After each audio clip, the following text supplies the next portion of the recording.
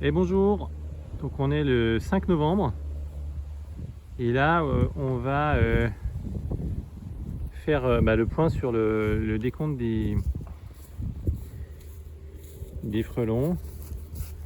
Aujourd'hui je suis accompagné par Mimi, par Michel, apiculteur. On va vous faire une vidéo pour vous présenter Michel et là on fait le décompte. Alors abonnez-vous à la chaîne, faites des likes, mettez des bons pouces bleus, des commentaires, vous êtes vraiment de plus en plus nombreux à regarder, donc ça fait vraiment plaisir. Et on va enrichir encore le contenu, donc mettez des commentaires, faites suivre. On est donc 5 novembre sur un décompte de frelons. On va voir ce qui se passe. Est-ce que la baisse se confirme? Forcément elle va se confirmer, mais quelle est l'ampleur?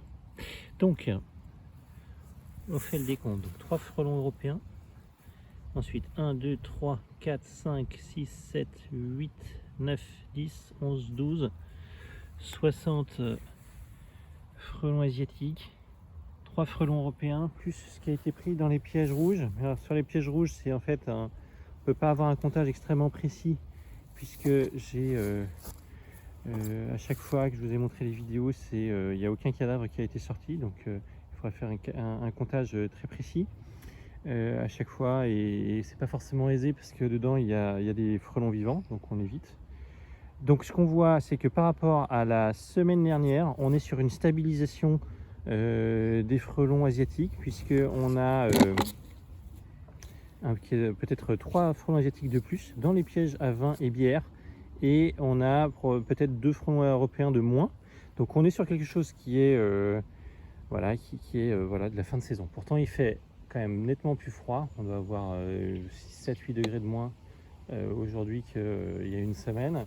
Et on voit hein, dans les boîtes rouges, c'est beaucoup plus amorphe. Il y a beaucoup moins d'activité pour les frelons asiatiques, sauf peut-être sur le piège qui est là-bas.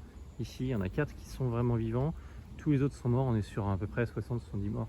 Et donc voilà, vous avez la situation. Donc ça continue d'être actif. Depuis qu'on est là, j'ai tué un frelon asiatique pour amorcer, qu'on a mis dans ce piège.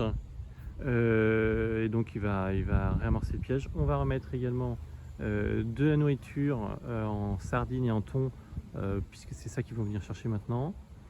Et donc excellente dynamique. Tout n'est pas fini, au contraire il faut encore faire des derniers efforts.